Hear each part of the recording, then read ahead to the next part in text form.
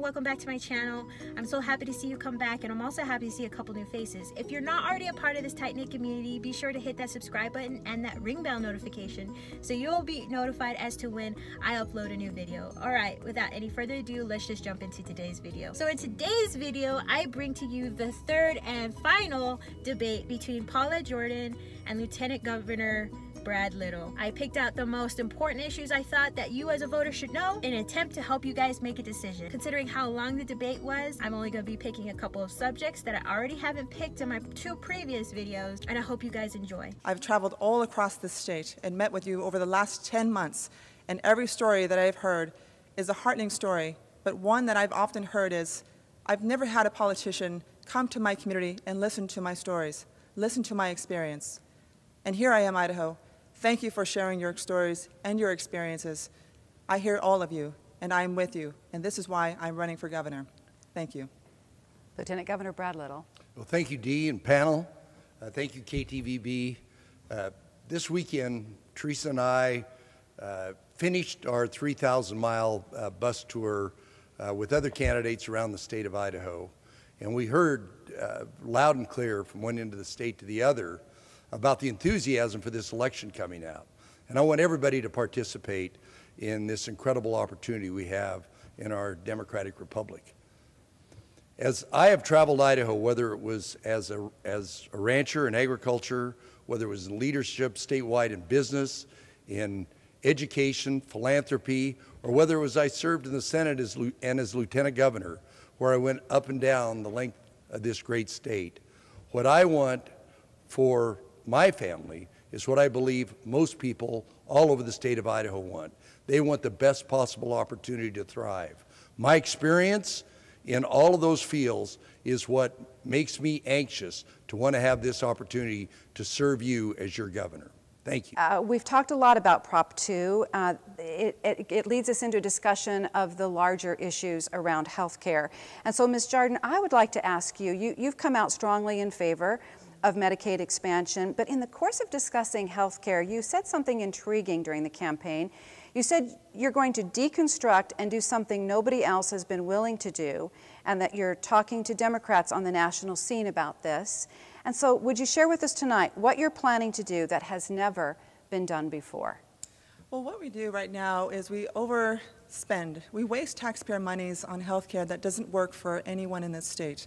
And then it's fortunate because the problem is we spend more on health care, whereas we could have cut, even just in terms of our health care plan for our state employees. We should switch over to a self-funded health care plan instead of our state finance plan, which is costing us over $150 million more, so 20 to 30% more for taxpayers' expense. And this is where I see us shifting back to not only stopping the wasteful spending, but then also getting back to utilizing real data. The National Institute of Health has actually promoted this, where we actually should deconstruct all healthcare plans across the country, especially at the national level. People have said the ACA is not working. Well, let's get to the heart of it, because as data is constantly progressing and people are sharing their experiences, their stories, there's more data updating the medicine and the practices of today. Let's get back to what really works. So utilizing that data, utilizing even the top research that's employed at the Pentagon with our current military practices, get to the root problem of these healthcare issues. Under my opponent's plan, their costs are going to be raised from 3 times to 5 times more if he's governor. This is unfortunate because now we have 20 Republican governors who are going to attack pre-existing conditions throughout this country. And I don't want to see Idahoans continue to fall down the wayside and not only have more expensive health care, but just simply not have access to it, as we already see now. When I talk about how we're going to inject cost savings into the state, I would tell you as a national business leader that this is one thing that I've always looked at is fiscal savings. We have a fiduciary responsibility to ensure that we're tightening our belt in the best ways possible. And we have a current administration, this little Otter administration, that has overtaxed and is wasting money, and to the tune of $250 million a year on 20,000 employees in this government. And it's unfortunate because we are one of 2 states across the country that has not switched over to a self-funded health insurance plan. And because of that, we are overexpending taxpayer resources. Again, this would save us $100+ million, which could go back into great programs that we need for education. Let's invest more in our teachers. I'll let you respond to that in just a moment, but Lieutenant Governor, if you'll bear with me, I would like to ask you this question first. You've not said how you will vote on Proposition 2, but you do say that you will respect the will of the people. You've been very clear about that. But let me ask you this. You're known as a policy wonk, somebody who does their homework, and you have had the advantage of watching this issue at close range as the legislature has grappled with it to no avail. And some still say that it feels like a lack of transparency that you won't share with us about how you're going to vote on Proposition 2. Can I get you to reveal that with us tonight? Well, you're correct that I have committed early on that if the people of Idaho select to expand Medicaid, I would implement it. But to implement it, you have to work with the legislature, you have to get an appropriation, you have to work with the federal government. If you look at the language in it, it says the director of the Department of Health and Welfare will do X, Y, and Z. I feel that it's important because there are a lot of different feelings on this issue that I be a neutral party and that I have the opportunity to implement it. I've said I would implement it and I will implement it. It is not my first choice. I would have rather had the dual waiver. I'm concerned about what the cost will be because of the actuarial report that was there. But we absolutely have to take care of these people in the gap. I've been an advocate for it ever since the Affordable Health Care Act passed and we left these people out. We've got them in Medicaid and we've got them in our state exchange, which is one of the best exchanges. And I'm trying to address the bulk of the people of Idaho, which is a much larger percent of the population that have been priced out of health care. But we need to do every one of those things. But I want to be the party that implements that because I have to work with the legislature, I have to work with the appropriators. Just having it pass doesn't mean it'll be implemented unless it's implemented by the legislature, and I've committed to do that. But mental health care professionals and Idahoans living with mental illness have said that our system in the state of Idaho is fragmented. According to the Substance Abuse and Mental Health Services Administration, about 48% of Idahoans living with any mental illness received services, while 52% did not. Mental Health America ranked Idaho 47th in the country overall, and that low ranking indicates higher prevalence of mental illness and lower access to care. We talked to some mental health care providers across Idaho about the state of mental health care and what they'd like to see change. So you're going to hear from Dr. Streeter with St. Luke's Children's in his question on air. How will you support funding so that we can move our state from being among the last in the nation in terms of per capita expenditure on mental health care as well as suicide rates? So kind of a twofold question, but we're going to start with you, Lieutenant Governor Little. And the question is, how are we going to put more money into mental health? Well, the answer is we're going to continue to grow the government. We're going to continue to grow the programs as we grow the economy. The revenue coming in, just a few short years ago, we did not have crisis centers. Just a few short years ago, we did not have a 24/7 suicide hotline. Just a few short years ago, we did not have mental health facilities. We now know that as we put in these regional crisis centers, which are very successful, we need to add facilities next to them because they're only good for the first 24 hours, and we've got some of these people that go over and over. We're already implementing that up in North Idaho at Coeur d'Alene. We need to implement it all over the state. That's part of the plan on mental health. It's not moving as fast as we want, but generally we're doing it as the economy grows. But if we expand Medicaid, that will be some additional resources in the expansion of Medicaid. And of course, anything we do in the gap will help in that area.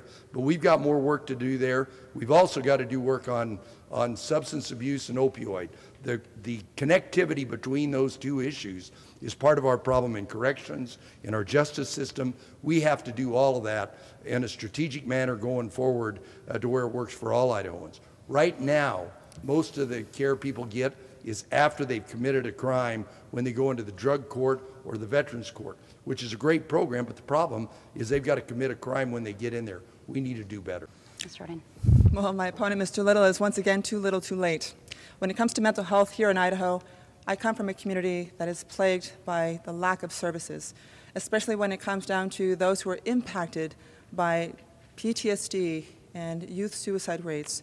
I have relatives who have been not only lack to education, but access to health care and psychological services. This is a challenge for many of us in rural Idaho. Being that I know these conditions of what people are going through, even as a mother, I've watched other parents wait 6 months to 4 months, and a total of 10 months just to be assessed, and unfortunately still hit a brick wall. This is a problem here in our state. This is why we are the highest in the country. We are 5th, in fact, in the nation when it comes to youth suicide rates. We also have a growing prison population. That growing prison population is a major issue for us. This is why, as governor, I'm going to ensure that we not only work to bring our people back out of that private prison population system in Texas, but in that private prison contract, and bring our people here to Idaho, and let's reinvest back into rehabilitation programming, crisis centers in rural portions of our state who need it, and then build a partnership with our hospitals so that our people can stay at home, receive the medical attention and care that they need, and then stay productive citizens of our society, and then continue to stick to the traditional values that we care about. If you talk about family values, then walk your talk. Be about those family values, but let's keep our people home. Let's ensure that those resources that they need are going to be there. And this is also why I continue to promote and talk about my first 100-day plan, which is going to be the implementation of a universal pre-K program. Because universal pre-K education as an opt-in program needs to be the foundation of Idaho. We no longer can be the last of everything. We have to start working to be the first of everything. I and other reporters across the state have questioned you about your campaign staff shakeups, ties to a federal super PAC, and spending with VE companies in Wyoming registered to the same mail forwarding address, and multiple companies registered to the same address in California. When questioned by journalists, you've said multiple times, we have a bias against you. I was once told you were out of town when in fact you were not, and when I showed up at your radio interview, you publicly said I was a, quote, uninvited guest. As recently as Friday on your Facebook Live feed, you said, quote, we don't have a lot of local media on our side. A lot of them are Republican owned, so their media will go toward who they think are paying attention, went on to say, so they're not running in our favor. Why do you feel some local media is attacking you or has a bias against you? And if you became governor, could Idahoans trust that you'd be accessible to the media? Well, first, I've always defended the dignity of the press, and I will always continue to do that. And I actually value not only freedom of speech, but freedom of the press.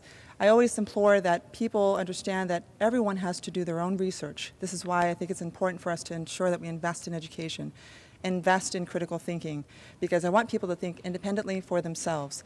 In this particular case, here in Idaho, you're going to come through all the firsts, which is remarkable because I'm experiencing a lot in this campaign. I've also experienced while we're challenged because someone may not get along with the team, and then it becomes overhyped, and that's an issue. But yet this is also the growing pains of a campaign that has become very large in terms of our grassroots movement. It's very exciting for a lot of people. We've had thousands of people not only volunteering, but wanting to be a part of the core development of where we're going because they see that our message is a better message, and they want to be a part of that. Let's come together. Let's unify our Idaho for the better good. Okay, but to answer my question, would you make yourself accessible to the media absolutely. if they scrutinize you or and I have. hold you accountable? Yes, I cannot speak to the day that you mentioned that I was gone, but I am everywhere, so every given day, at any given moment, our schedule shifts. When you came by, it was not mentioned to me that you were going to be there, which is why we were wondering what was going on, because it was mentioned to my staff earlier that he had dropped in unplanned. This is why we have a press team, a communications team. We would like people to go through the channel just so we can stay coordinated and organized in our schedule. That's just a matter of respect and professionalism. But again, we always have open doors.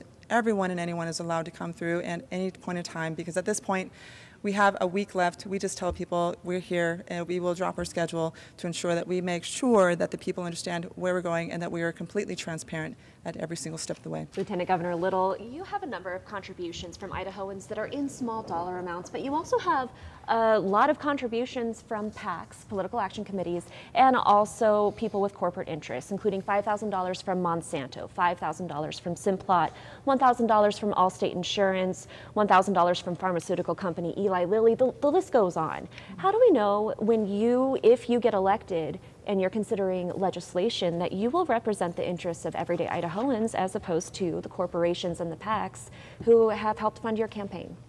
Well, I think my record, whether it was in the Senate or as Lieutenant Governor, bears that out.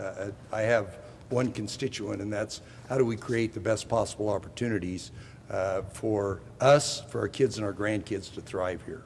And I believe that those contributions are because they know what they get with Brad Little. They know what I've done in education. They know what I've done in business. They know what I've done in economic development. They know what I've done on tax policy. It's the certainty of good governance is part of the reason that they're participating along with 7,500 other donors to our campaign. Hey you guys, so that was the end of the debate. Please let me know what you think about it in the comment box below. Be sure to follow me on my social media accounts. The link to those accounts will be provided in the description box below. Again, you guys, thank you for watching. I'm ElenaVe, and remember, always leave things better than how you found it. Until next time, bye.